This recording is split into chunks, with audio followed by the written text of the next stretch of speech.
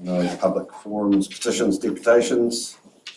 We'll move on to confirmation of the minutes if someone wants to confirm they are accurate. I could do that. Thank you, Lloyd. Anyone second it? David, second it. I don't know if there's any discussion on. Oh, no. Okay, no, all good. All in favour say aye. Aye. Against, carried. Don't know of any notification of extraordinary urgent business. Any questions? No. Chairman and councillors' reports? No. And we move on to item 9. Item 1. Yep, come on up. I just wanted to make a note that obviously, just in regards to passing of Paddy Haynes, just to acknowledge that he was a big part of the this committee and through the river catchments and dealing with the river issues, and certainly sad and quite sudden. But we just need to acknowledge the work he's done and what he did in the years he was here, and so I just wanted to put that there. So we'll move on anyway. Thank you. Team. Thank you, Mr. Chairman. We would obviously take the item as read, but on National Environmental Standard for Plantation Forestry, I've got a couple of comments and introduce Keith Finlayson, Land Sustainability Officer as well, who will make just a few point out a few highlights. The one thing that perhaps is not obviously evident in this item is the collective effort from across the organisation. So we're working particularly closely with the compliance team in terms of our obligations under the NES for plantation forestry, but there's been also really strong support from IT. We're well connected into the biosecurity biodiversity team in terms of the wilding issue and the biodiversity issue, and also connecting with comms and policy and planning. So with that in mind, Keith, you just had a few comments that you just wanted to highlight. Thank you. I'll go over 4 key points. The first one is, prior to this National Environmental Standard for Plantation Forestry coming out, Land Sustainability was assigned a set of forestry companies each, and they each maintained a point of contact for the council and had a relationship with that forestry company. So that's partly what our new process has built off. Conducted 1 to 2 site visits annually, answered questions, and the forestry company would bring them up if they had any questions. The second item, or basic note, is the process we currently follow now that there is a National Environmental Standard, is that written notifications which forestry companies are required to send to us above a certain threshold are sent to Compliance Division. They fill out a form that's on our website. The Compliance Division logs that and then reassigns it to a Land Sustainability Officer that is in charge of that forestry company. And then they follow up from there, responding to that notification and that forestry company in whatever capacity they think is necessary. And in 2018 we received 126 notifications. The following year 166 notifications, and then this last year, just being the financial year, 188, so it's been increasing. The third point is that we've been updating the process and trying to improve things over the last few years as we've got used to the new requirements. So the first achievement is that all notifications are responded to in some form, so just acknowledging to the forestry company that we've received that notification so they know we've seen it. There is some vetting that happens to each notification. That could be more, but there's a minimum information requirements like a map and the dates of the activity and time frame compliance, so 20 days notification or 10 days if they have a resource consent. And we've improved the monitoring because the locations that Compliance Administration links to each notification is on ArcMap and Beacon, and separated from open requests and closed requests, so we can easily drive past the forestry truck coming out of the driveway and then look that up and see if it's been notified on Beacon or ArcMap. Just makes it easier to see if notification's been notified, and upskilling of staff is increasing because we expect notifications to continue to increase and our involvement to increase. It's building, and just the other thing to note, number 4, is that we have an online form under development, which will be the notifications will come through electronically, and it'll just ease up a bit of time and ease reporting, and we expect that in the next few weeks. So that'll be a big jump, and then we can organise a meeting with forestry companies and start sort of phase 2.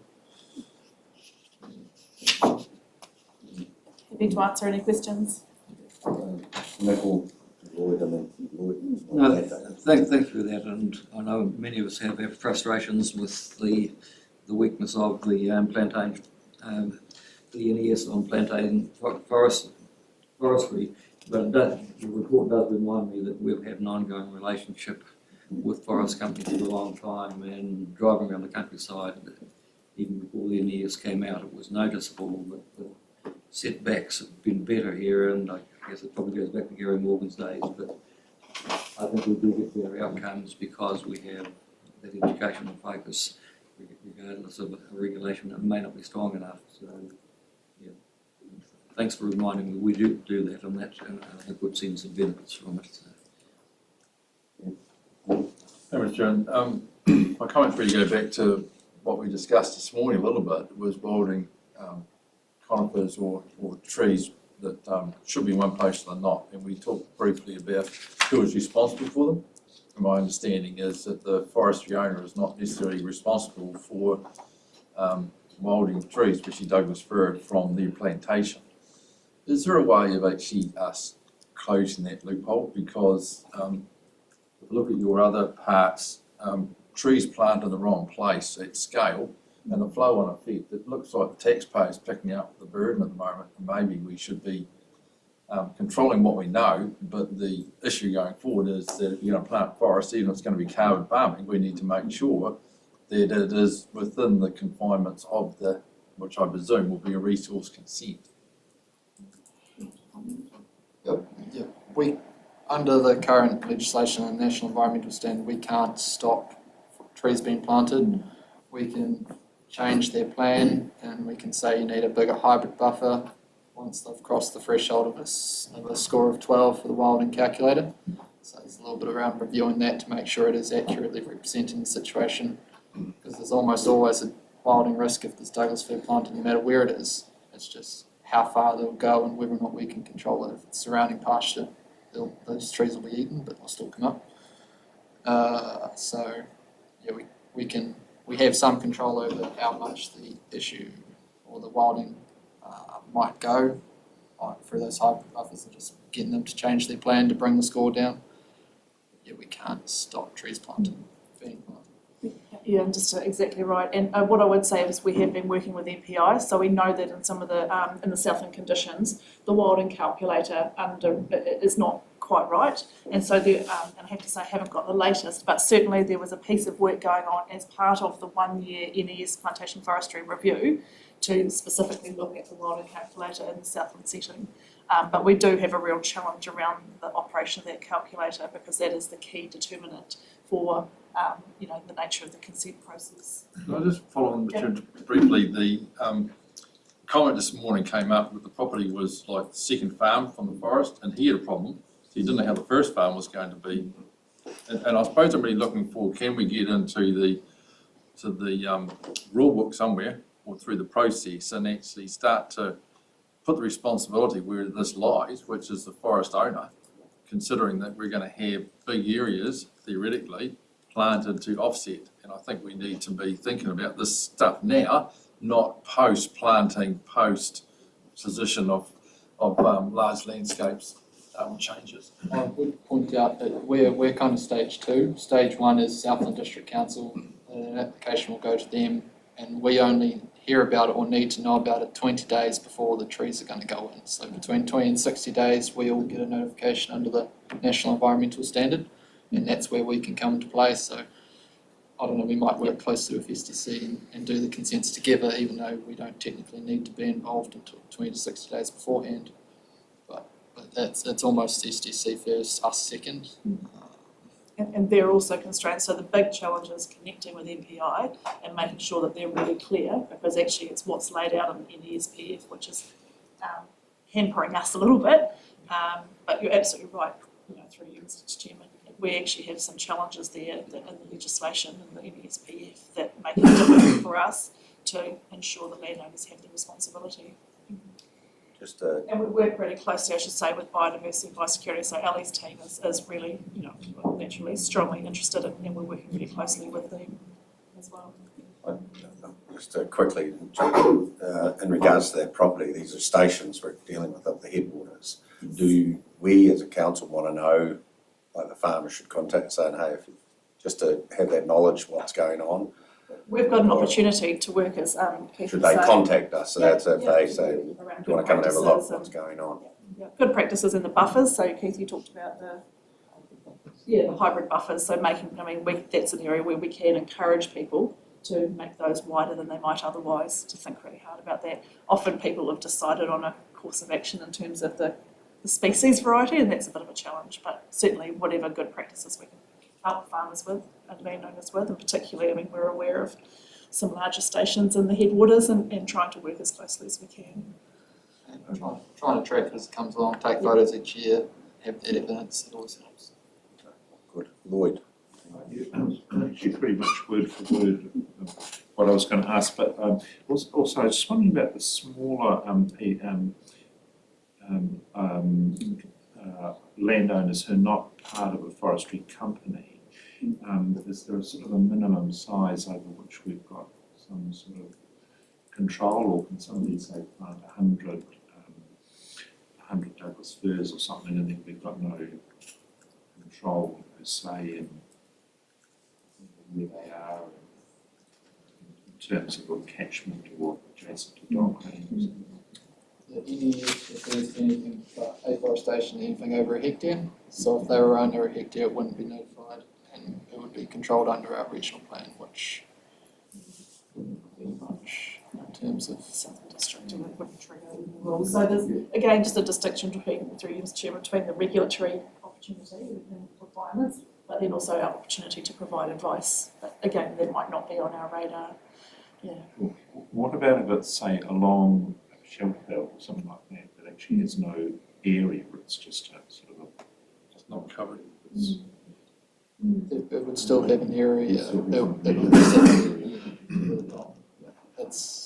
It's not targeting small stuff for the most part.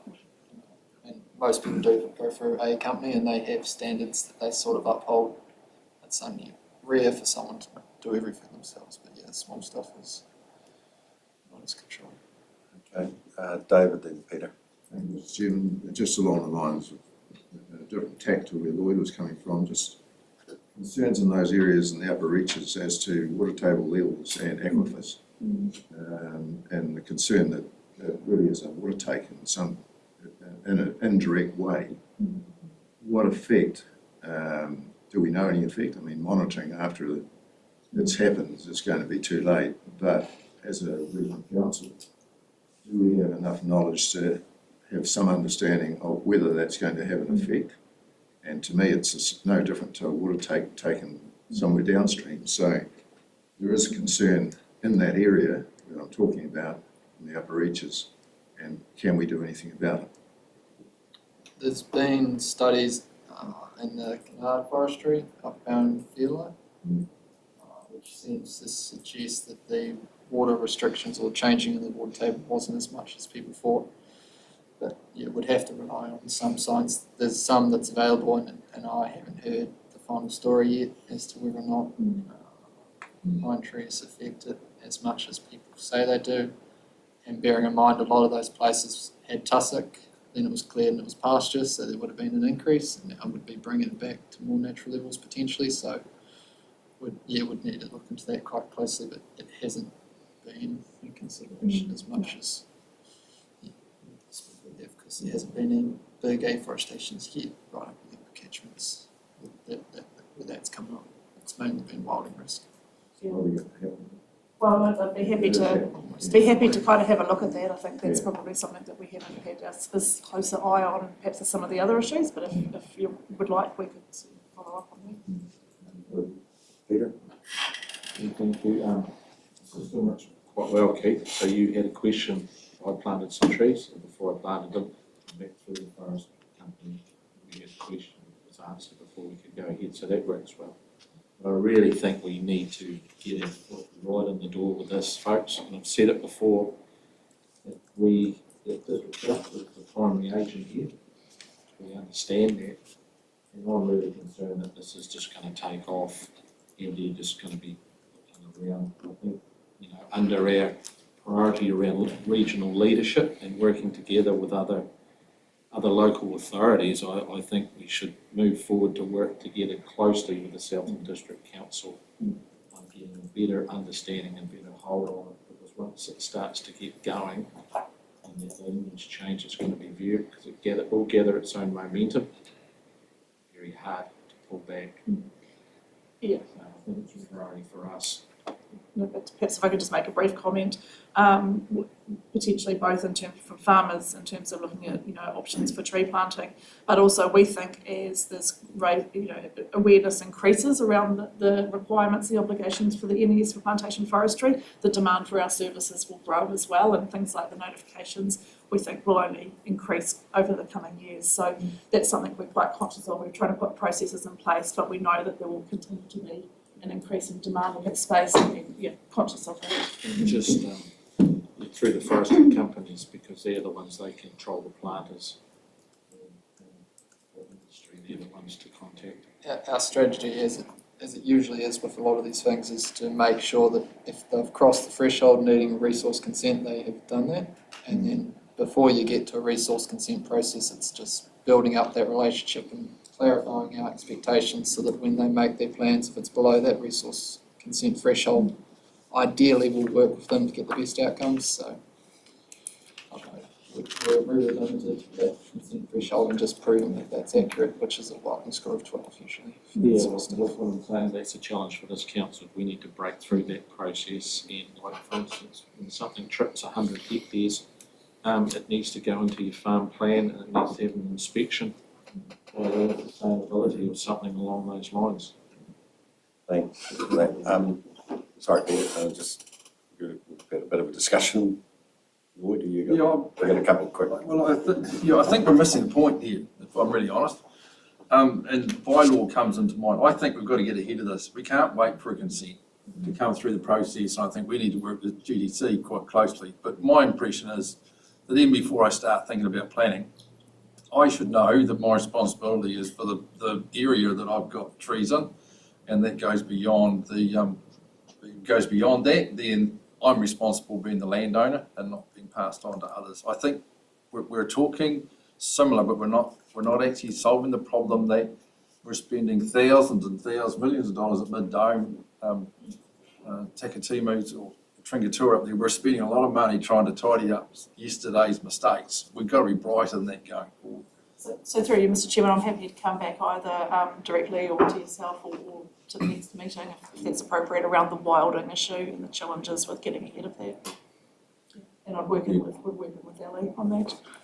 Yeah, definitely, especially having a look at some of the other farms that are dealing with those issues, not necessarily. We'll try and get a different sense of the plantations scale and location of some of these challenges. Yeah. I think that would be really perhaps useful, and come back into a workshop format on it.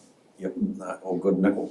Yes, Mr. Chairman, just on that, I know SDC have been looking at a plan change. It would be good to get an update and support there, because you've got a myriad of issues. There's the wilding issue, the price for that more extensive country can out-compete sheep and beef in most cases, and there's a real concern fire corridors, but also if they can plant the whole farm, they will. And there's just not enough checks and balances there at the moment. But it's a land use thing, and it primarily does go to the territorials. But we need to be part of that sort of conversation and just seeing where they are. It's a good discussion, and we've got a couple of points we'll follow up. Can someone recommend? I'm happy to move. Lloyd, move it, and Lyndon second that. All in favour, say aye. Aye. Against, carried. Right, we'll move on to item 2, the Enviro Schools Program. I do see that Megan Bates has moved on. She Megan, has, unfortunately, yes, to Beacon Lamb Yes. in place of Olivia Ross, so, which is a little bit disappointing, yes, I have to say, but nonetheless, it was just, we thought it was a good opportunity. Obviously, we have some really strong regulatory obligations for our organisation, but part of achieving that is working with our community. So this has just been, this item is really an opportunity for us to, let council know, let regional services know the type of work that's been going on over the last 6 months, really, in that space, the types of themes that we're following in for this year in terms of working with secondary schools, helping schools get a better understanding, and when I say schools, it's teachers, it's students, but it's also the wider community around those schools. So a wider understanding of Te Māori and Te Reo and Tikanga. That was certainly one of the themes, as I pointed out here in this item, of the O Maui Enviroschools hui that we had.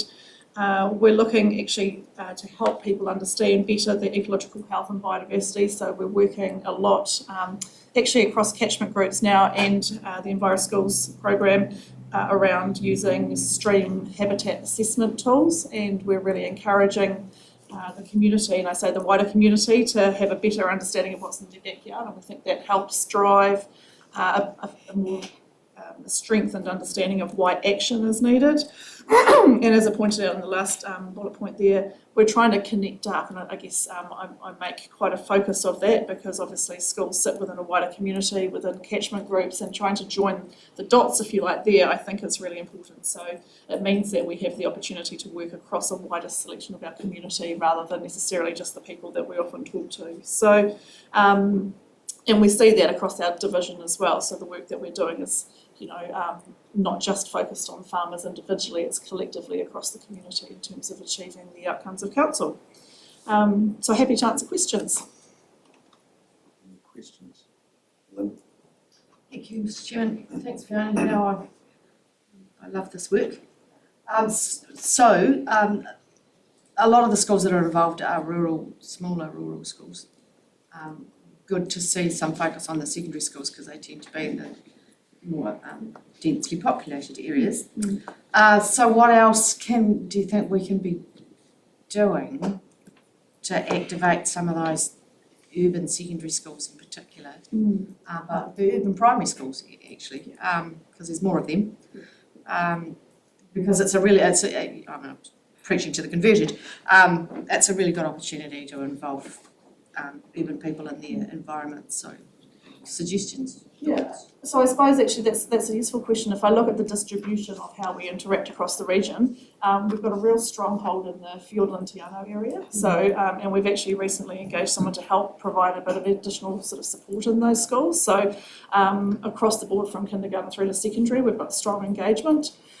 In the Gore area, we have really strong engagement, and I'm talking about Gore Township, so the urban area sort of out into the rural schools as well. We've had some initial work that we've done with the secondary schools around Gore, but there's some, and I'll comment on sort of opportunities there in the future. We work really closely with Menzies College, and of course people will be familiar with, they've got sort of a real strength there in terms of understanding local environment, both from an ecological point of view, but from a biodiversity point of view as well. I suppose actually in some ways strengthening the work we do in Invercargill, I think that's something where I think there's some opportunity. And that said, we've already got strong programs. So we're working with James Hargest in the biodiversity space up by the Waihopai Dam. So with woodlands we're working really closely with Bluff. We've got strong connections. So so I think actually if you looked across, and perhaps next time a map, or at some stage you can furnish a map so you can actually see the interactions that we're having across the region. What I would say is that we are looking, and we have been for probably 2 years now, about how we work with secondary schools. And because, again, of their need and time to focus on the, if you like the NCEA framework, some schools and teachers are better at understanding how to integrate. And we're looking at ways that we can help them see the opportunity from working within this type of program and how it can be applied to national standards. And so that's some work that we have been doing for some time. The opportunities that we created, like at O Maui, we had the secondary students come the day before. And so again, making sure that the learning they do there connects into those standards becomes really important.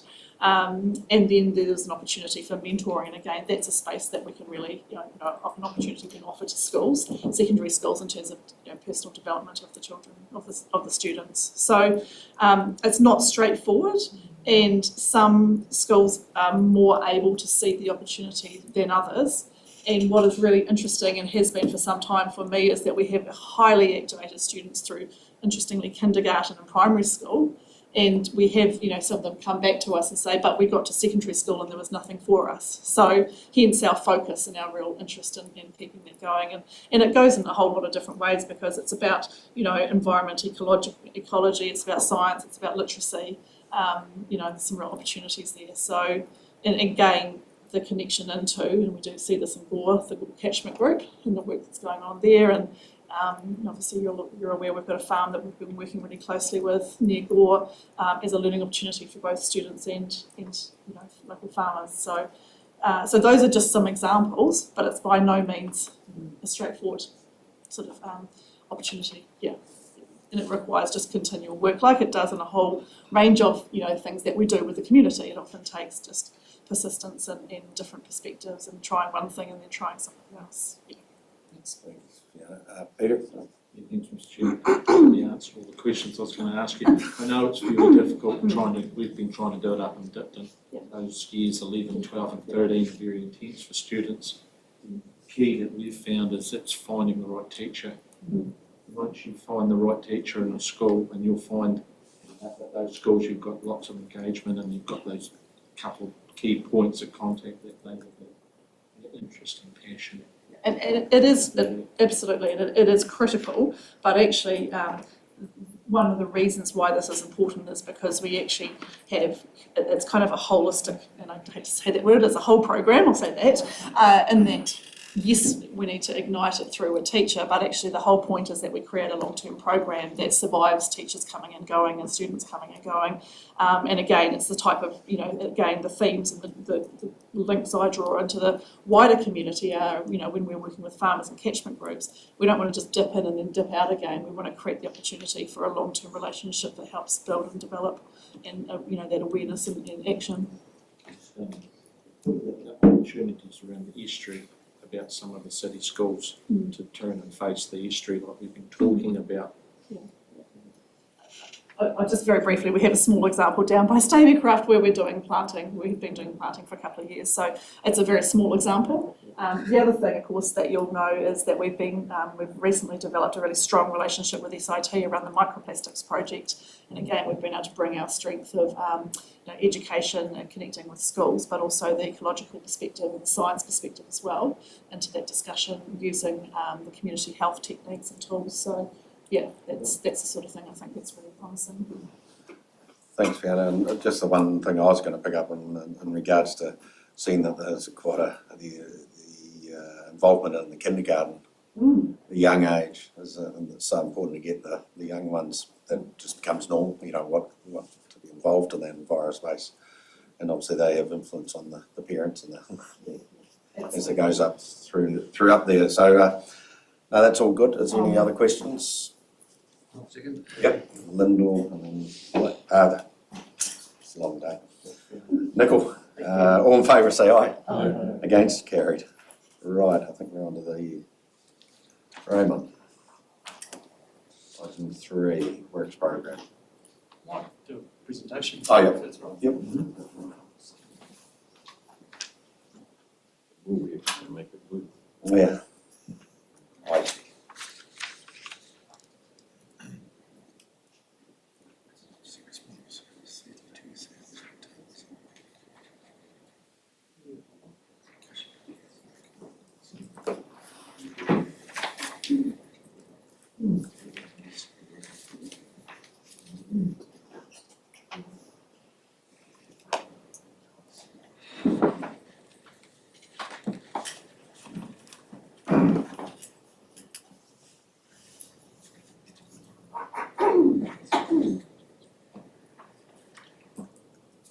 Thank you, Chair. I'm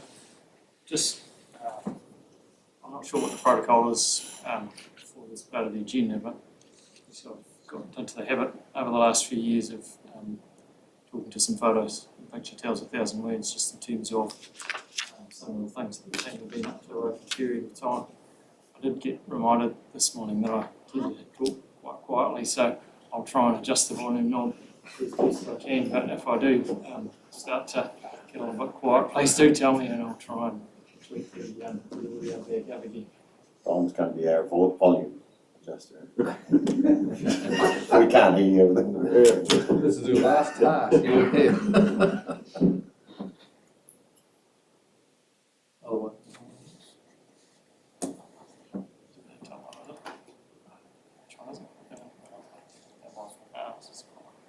so just, it was really going to cover off four things relatively quickly this afternoon. So just, it's obviously a photo that shows some of the work that's been underway along the wire.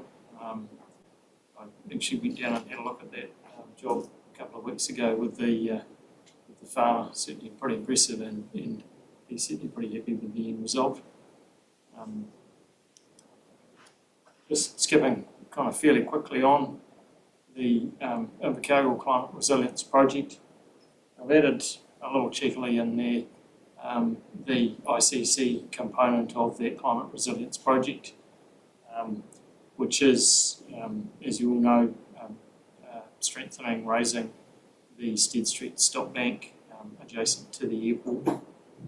So if you take our component of that and add it to, I think, the 14.4 million that ICC have for strengthening that stop bank, you end up with the 21.4 million in total. So a fairly big project. Components to that are the wildlife stop banks back from the estuary, Watapuni Creek that I talked about this morning, and also Kingswell Creek a little bit further south. So those are some schematics I thought it might be helpful to show you with the Stead Street pumping station. These are schematics that our pump supplier has forwarded to staff in the last couple of weeks. So you can see there, you see on its side of the Archimedes screw, the chemical type pumps, the two pumps that we've ordered, lifting that drainage water up onto. Oh, it's from which, so is the left-hand side the fresh water side, the right-hand side's the estuary? Yeah, that's right, exactly that too, yes. So the intake drain comes into here, the augers obviously rotate around, lift that water up into here, and then it runs out into the estuary through here. And that's obviously Stead Street. Impressive looking sort of pump. It'd be quite good to, could you see that? You just walk up there and have a look at that working? It'll be exposed at the top end? That's a good question, possibly. I mean, we'd obviously have to think about health and safety considerations with that. Yeah. Well, these type of pumps are quite common, or relatively common in the Waikato. There's also a number of these types of pumps in Christchurch City, including quite a large one to the north of Christchurch City. Again, the reason that we've chosen these is the fish passage. Fish passage has been quite a focus for river managers nationally. You may recall 5-6 years ago, Waikato Regional Council had a horrific fish mortality incident with one of their pump stations that provides land drainage to Lake Waikato, north of Hamilton. It was a bit of a wake-up call for the sector around fish passage mortality as well. And these pumps are really, I guess, undergoing something of a renaissance because of their ability to allow for fish passage. Obviously, as we talked about this morning, something of a premium for those pumps, but they are also more energy efficient as well too. So we will actually crop back some of the premium that we've paid over time to decrease operating costs.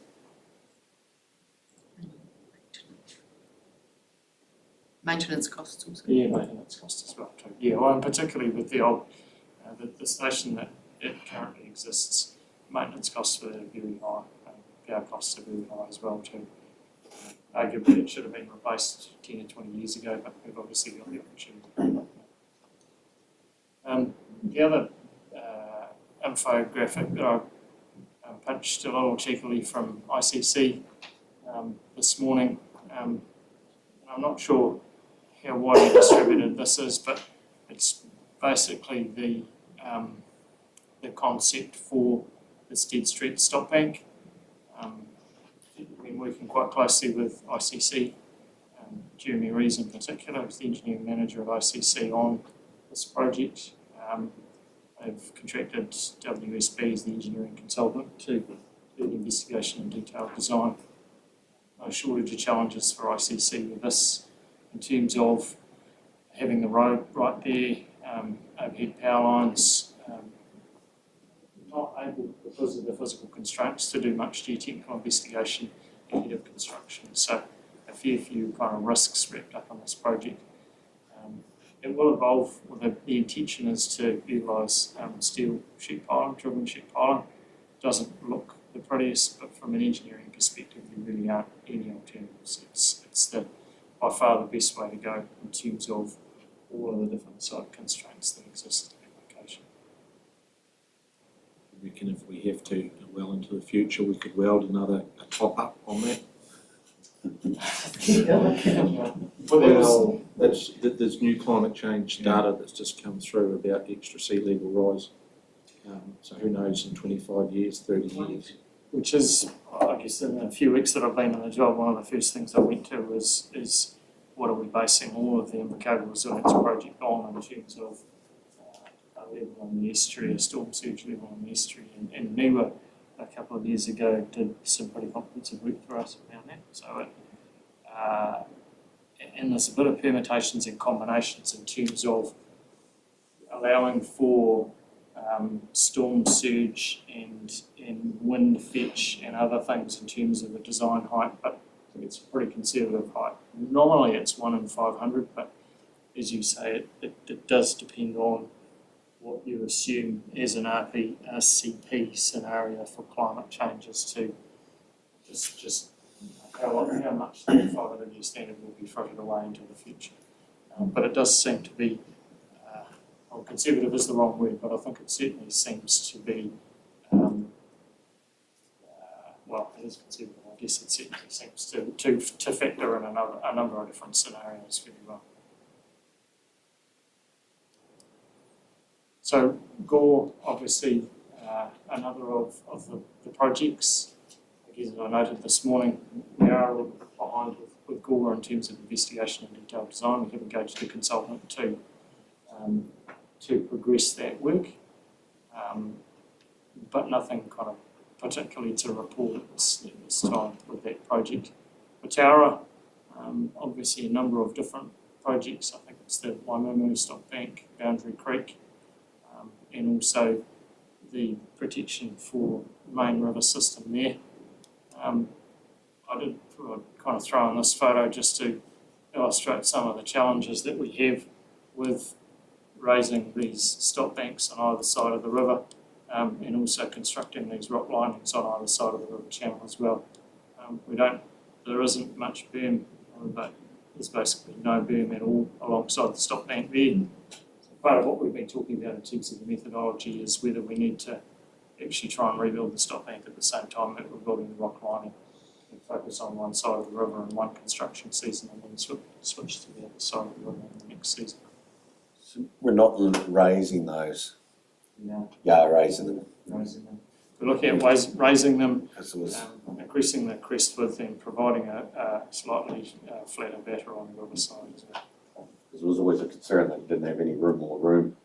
You need width to get the height, and they've obviously got systems that they.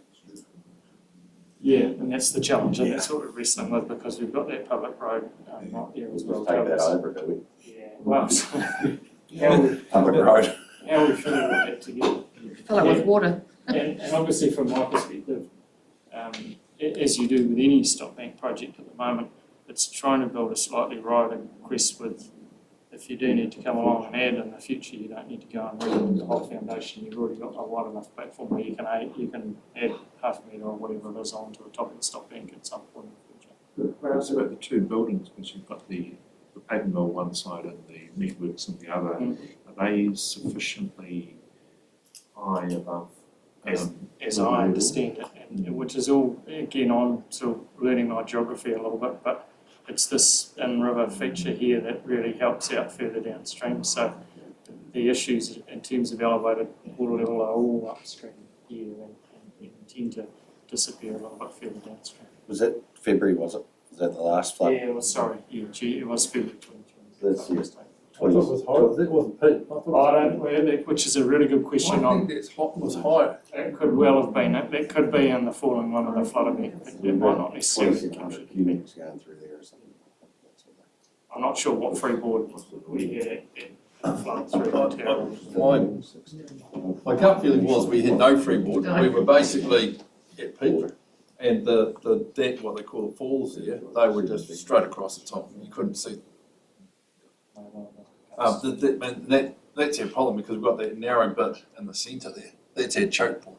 Yeah. So, and I think, Jeremy, correct me, but I think there was a plan to actually, if it got too high, to look after the town, was to divert it around the town and actually do something with it on another spillway.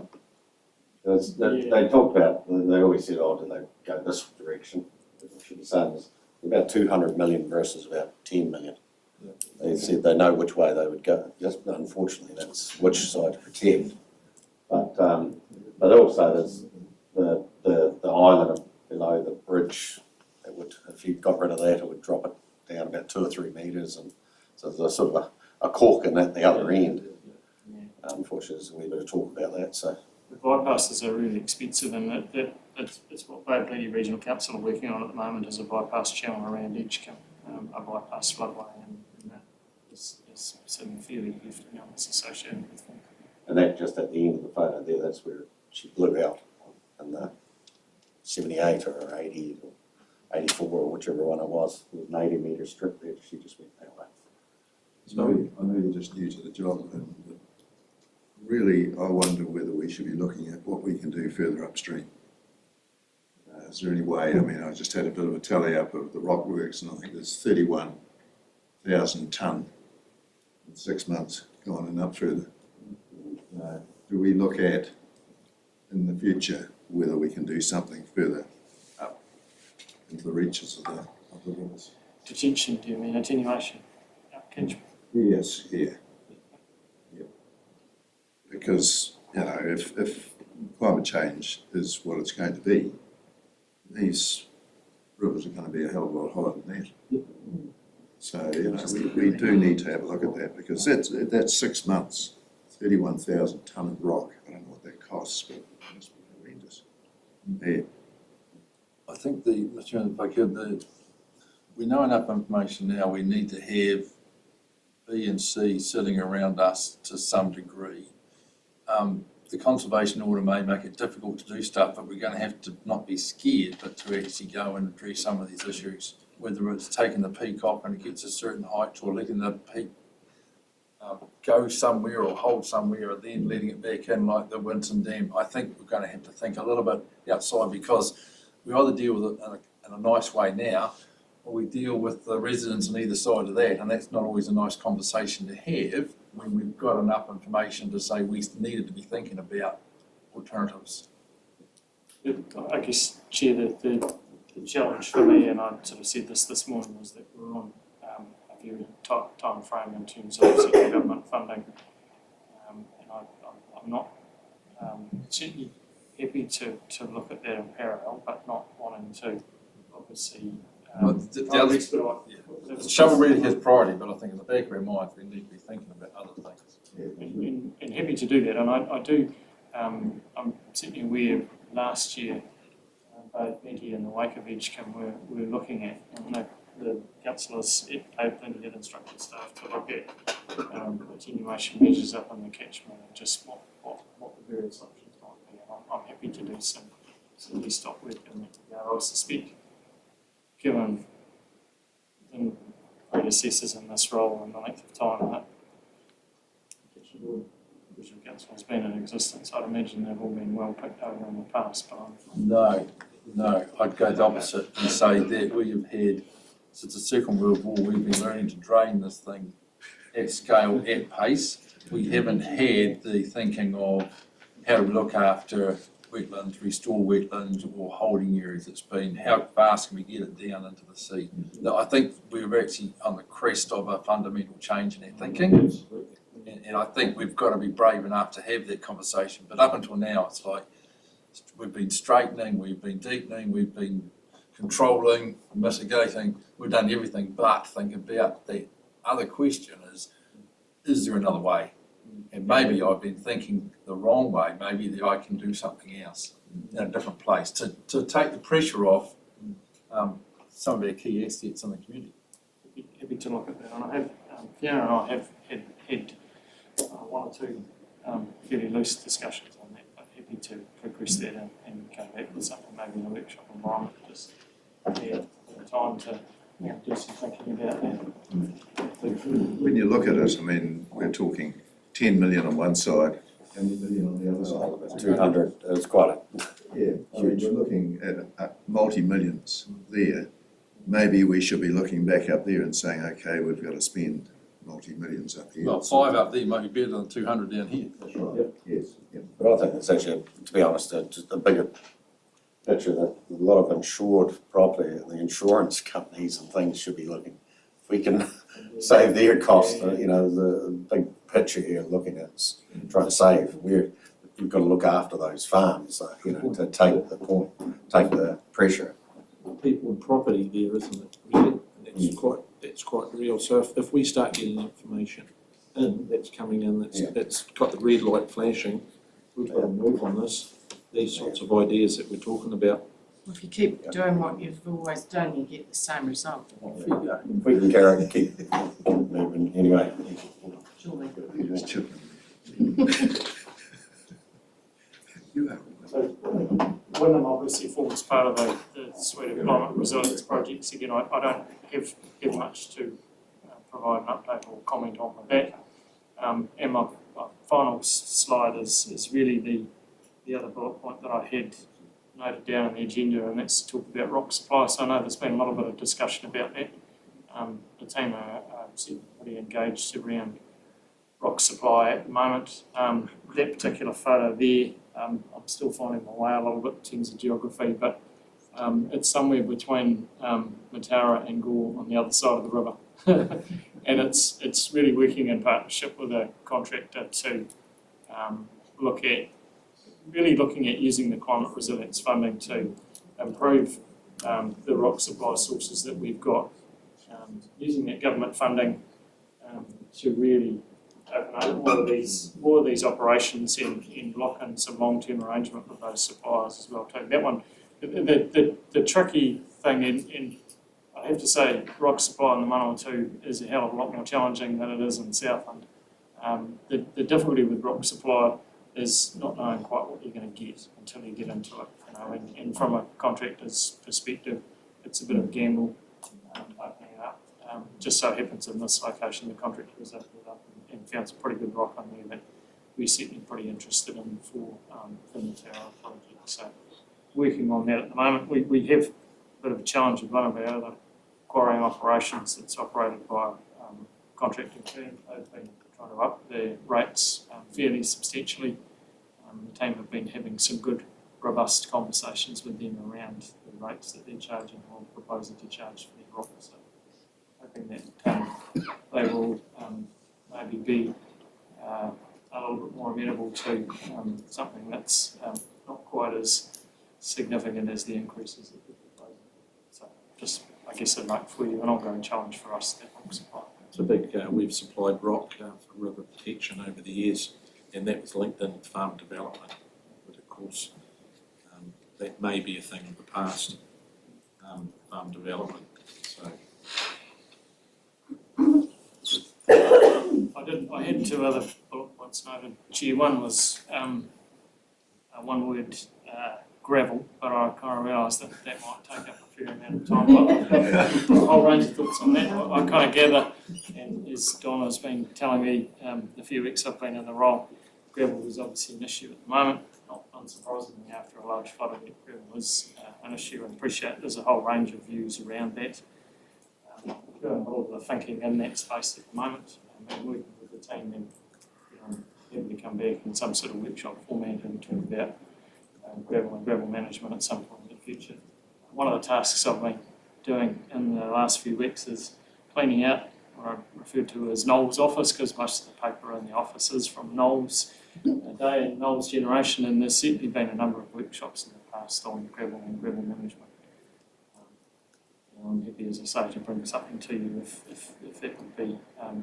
There's plenty of opinions and plenty of guidance will be given to you in regards to the gravel issues. And the final one I just wanted to note, Chair, is the retirement of Robin Wilson. So Robin has given us his resignation. He's getting to leave the organisation in July. He's obviously been with the organisation for a long period of time. He's one of the team that I knew from my time in Otago. He's obviously going to be a real loss to the team when he does retire and take up full-time residence in Te Anau, presumably. So just wanting to note the contribution that he's made to Southland over all the years that he's been in that role. Thank you for that. If there's no other, have a good time. Nicole, Just going back to the Stead Street Stock Bank, sort of reading some publicity in the paper from the ICC suggesting they may delay doing it during their LTP. Is there any substantiation to that? Because that does set the scene if it's done for the rest of the blood bank system. Only as good as its lowest point, isn't it? Indeed, it is, yes. Yeah, it certainly is, and particularly so in an estuary environment where if you get an event that exceeds the height of the defences, you have an almost limitless volume of water that can come over that stock bank, which is quite different obviously to a river system. I guess my outsider's view a little bit, having conversations with ICC, is that they do have that project well in hand. I think that their thinking is well advanced and to my mind pretty sound as well. I think they're looking at getting construction design just sort of underway next summer. I'm not seeing any directed around that, but I'm not aware of any particular impediments other than, I guess, like us, they're a little concerned about budget as well too. Driven sheet piling work in an environment like Stead Street, it's going to be quite a complex construction project.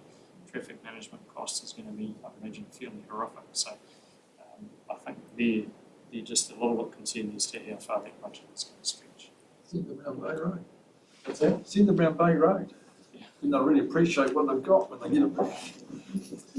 Rightio, if no other questions, I'll remove David will move. Anyone second of that? Nicole seconded. All in favour say aye. Against, carried. Item 4. I'm going to carry on here. Raymond? Item 4. Right, so Mr. Chairman, I was just going to give a verbal update. Is that? Is that on? The second part of item 3, Yep. sorry. Oh, okay, sorry, I'm racing ahead. The land and water, sorry, you've been approved already, but we'll I can not speak if you wish me to. No. It would be fine. Okay, so I've just got a handful of bullet points. Oh, sorry. I've got a handful of bullet points here that I'll just talk through. I'm going to come back to whakamanatū Waituna. So capacity building project, you'll be aware that's working with the catchment liaison committees. I'm just going to touch briefly on that because I have my colleague here, Raymond. And we've been talking about sort of how to progress this project. So you'll recall that we've done some work around the terms of reference and working with the catchment liaison committees. And the second part of that project, and I guess it really connects into some of your earlier conversations around how we look from a whole of catchment perspective, but more importantly, how we then can fund activities from a whole of catchment perspective. So I think at this stage it would be premature to speak too widely on this, but we've had some initial conversations around progressing the piece of work, looking at the catchment rating that we have in Southland. Perhaps you might recall from a long time ago when we just last discussed this, we were speaking of a stock take-off type of sorts, really just to get a handle on the current regime that we have in place, and then looking to how we might do things differently. So understanding the current situation we think is really important, and that's the first sort of piece of work that we're getting underway. And as I say, that's the conversation we're having at the moment.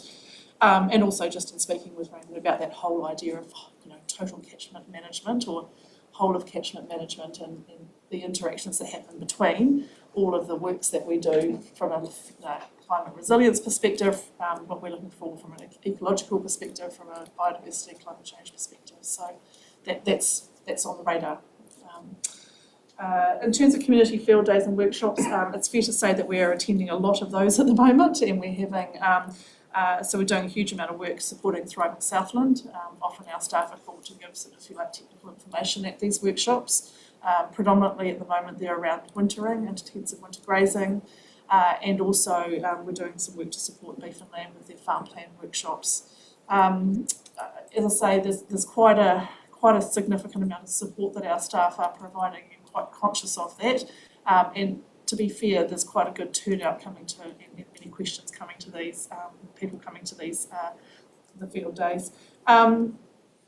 What I'm looking to do, and that's something that we've just, it's probably overdue, but trying to actually work up a calendar, because I'm conscious that, councillors might want to come to and be involved in some of these field days and may not actually know. So we're just looking both internally across the organisation and also for yourselves as well, how we can actually be perhaps a bit more effective at scheduling those and ensuring that you're aware of them. And obviously you can't come to all, and there is a lot on, but nonetheless knowing that they're on, I think is really important.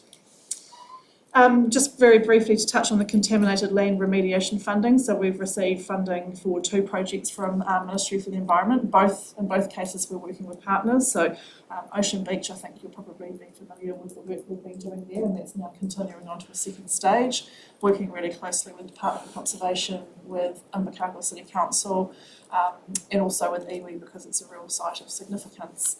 And the other project that's just getting started now with Department of Conservation, also with iwi involvement, is some work in the Fiordland area. So we've got a small project up there that DOC are leading, and we've obtained funding from the Contaminated Sites Remediation Fund to help support that. So the thing about contaminated land work is it's very much a long sequence of identification, but then understanding, sometimes more detailed understanding, and research, and then plans for remediation. So quite a long burn in terms of the work needed on some of the sites in Southland. And coming back to Whakamanati Waituna, so that is a project of great scale that is extremely important in terms of our work alongside iwi and our other partners. I'll just touch very briefly through the work streams by way of brief update. So first is community engagement, and we have a couple of meetings next week, one with the Lagoon Control Association and another on Wednesday, which is a community meeting, an opportunity for the trustees to connect with the community. In terms of the Kaitiakitanga work stream, iwi are progressing that, and that's around kind of the ongoing work and thinking and opportunity associated with the Mahinga Kai Pa property in the lower lagoon. In terms of contaminant intervention work stream, the 2 main things happening in that space are the installation of peak runoff control structures. And so a couple of those have now been installed, and there's some work going on to ensure that we actually evaluate the success of those features. And there's another piece of work around the idea of a large-scale constructed wetland in the catchment. So, it's us trialling or trying to understand, look at the feasibility of, determine how it would work in terms of those catchment interventions. So there's larger scale catchment interventions that do, importantly, need to sit alongside farm scale interventions. So they're not the solution in themselves, they're part of the solution. And again, it's that whole of catchment management. We paused around the biodiversity and biosecurity work. That was a small part of the project, but we're hopeful that will come back up again and we can keep going with that. And probably the other thing where I'm spending a lot of my time is around lagoon hydrology, and councillors perhaps will be aware that there's a lagoon opening consent, and we are currently working through a range of matters in terms of that application. Happy to answer any questions.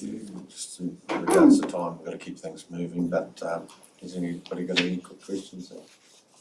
No, we're all happy. Thank you, Fiona. We've already approved, hopefully, if that's okay. Thank you. Sorry for jumping the gun, Mr. Chairman. Yeah, sorry. Yeah, I'll blame you, David. That's good. We'll move on to the works program. As the contract work, is it? Yes. Or there's some work there. David? So I don't have anything to add. No. I'm just happy to take it as read and do my best to answer any questions anyone Looks like there's plenty Michelle? getting done. I'm happy to move, but it's really a list of drop work that has been done in the different places and down by property. But to follow on, John and I had a conversation yesterday, and we were just wondering whether this list in its extreme was actually adding the value that we wanted. And maybe we wanted to give a summary sheet breakdown on areas that would be, and picking up some of David's points on, you know, the Reti got 300 tonne or said 3,000 tonne in the mid lower, and I think we could probably save some forests here by looking at this in a different way. Actually, I do have some, if you don't about this, I do have some thoughts around the information that might be of value to you, and I guess it's just an opportunity, hopefully next week, to talk to Paul about that and to talk to you as well in terms of what format might suit members best as an update of catchment operations. Sounds good to me. Sounds good. We'll look forward to the I these just want to trees. keep up the governance level, Yeah. not into the detail. Often some of this stuff is where it's been, you know, you actually see visually, not necessarily all photos, but just the maps, you see the work being done. Nickel, Just a problem with the question, I've had a couple of contractors, when we talked about shovelry, we had a couple of meetings and one or two of them said, are these being publicly advertised? Or not, and I thought I'd check, hopefully we are, we'll do it. Chair, that is the tension, and it's a real tension at the moment in terms of getting stuff done versus, you know, due process with expenditure of public money. And so the short answer is absolutely yes. In terms of that rock quarry, that was a direct discussion with that particular contractor in terms of taking an opportunity, but in terms of the wider works program, absolutely. Things like that pump supply is a particular manufacturer of a particular type of pump, so that one they're just not able to be built in anywhere near that scale in New Zealand. There's only one pump supply internationally that we're aware of. But in terms of a lot of the civil construction work, absolutely, the intention is with all of that work to put it out to the market. And we might try and do some sort of registration or EOI process to expedite it a little bit, but absolutely intended to put it out to market. I think that, like, I've had a couple of discussions with contractors too, and they were almost saying, look, going to the local instead of looking from a south, and we were looking from a southern point of view, they were almost indicating districts. And I said, well, look, guys, you've got to look a wee bit broader, and some of this is big work too, and they can't do it themselves too, so. To comment, we do have a procurement policy that has to be followed, so I'm assuming that that's what you were doing. Yeah, no, Yeah, and I yeah. am too, absolutely, yes, Yeah. sorry, yeah, so I absolutely, yeah. Good, Sounds good. That's okay, well, someone will move to note that, Lloyd, and second Nickel, all in favour, say aye. Against, carried. Doug, thanks, Ronan. Motion's Doug. No problem. So, I'd just like to say that we too have been working with land sustainability to do with intensive winter grazing by trying to promote the Thriving Southland field days and trying to get our lessees to go along. There's been a new Lower Reti care group or of such, and they've just had a field day, and one or two of them have, I won't say joined the group, but certainly went along to the field day that was on. okay. And also, the June inspection reports, I've completed them and they're in here, and if you have any questions, I will endeavour to answer them. You want to explain the pictures there? I have just given you a handout of the bush reserves and wetlands that we have. I was asked for at the last meeting, I just, I think it was Lloyd Esler, wasn't pretty self-explanatory. It's just the Lower Matara and the Lower Reti with our wetlands. Well, they might be a wetland, it might be a peat bog, and our QE2 bush reserves down the Lower Matara. So are they going to fall into the SNAs, are they, some of those? I know that the big peat bog is a significant wetland out at Lawton's, that's on the Reti. And we have done some HVAs on our land, but not of every little piece that we do have. We'll have ours pretty well mapped out, or like that's obviously something we'll Yes, and should have the anyway and get on. biosecurity look after, well, I won't say look after them, but we've got a walkway through one of them and they do possum and mustelid, and they're looking at doing feral cats or something down the Lama Matara shortly. That's good. But it's just really for your information. But you're welcome to ask me anything, like they're all, none of the areas are in the leases. They're all fenced off and have been for some time. And some of them are really regenerating pretty well. Lloyd, do you have any, I think it was yourself who was asking about that. Could you just clarify what the dark, the heavy black lines Oh, sorry, the lines around the outside are our land, are our boundaries, but inside are just the blocks where we bought them off, like the Henderson block. That's just to give you an idea whose block they're on. But they're actually the purchase blocks, not who actually leases them.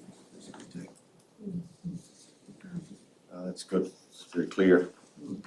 Yes, that's, so just from my point of view, everything's going as budget, like getting work done and things in regards to lease. Yeah, no, the budget is the only place I'm going to overspend is on the lower Arete, because when we did our maintenance things for our houses, they found an issue with the leaking shower in the bathroom, so yes, had to fix that, so it's going to cost a bit more money. So that's about the only one I'm going to overspend on. But we have done other works on burners and windows and sorts of things like that needed to be fixed ASAP. And it might be quite good just in regards to why, we've got tenants and what is it, the new healthy home starts as of today. Yeah. So we have to get her up to grade. I was going to ask that, Mr. Chairman, in a roundabout way, because we talked about this morning in a different committee which actually replied this process. But I really think, I really want to know, I think we've got 90 days if there's a tenant shift. But if the tenant's the same, we've got longer. But I'd really like to know if there's anything that fits outside of that 3-month or 6-month period or between now and Christmas that we won't get up to speed. Oh, Are we able to get an idea of when it's programmed in? I think we need to be seen to be proactive on this and not reactive. And I think it's a good opportunity to get that programmed in. But we need a little bit of time. And I'm just saying, well, 90 days, that gives us that initial period, and what falls outside of that, and let's look at it by exception.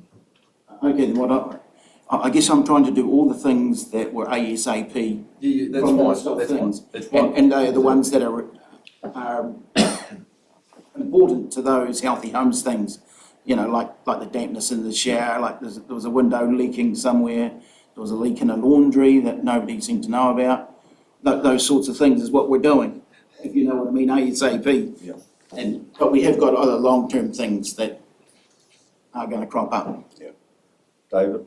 Yeah, just one, Mr. Chairman, I mean, if Doug can put something together, which I understand you may have to do with the houses. Oh, yes. Yes, and come to council as to, because obviously there's going to be some considerable expenditure there, I would suggest over and above, so possibly.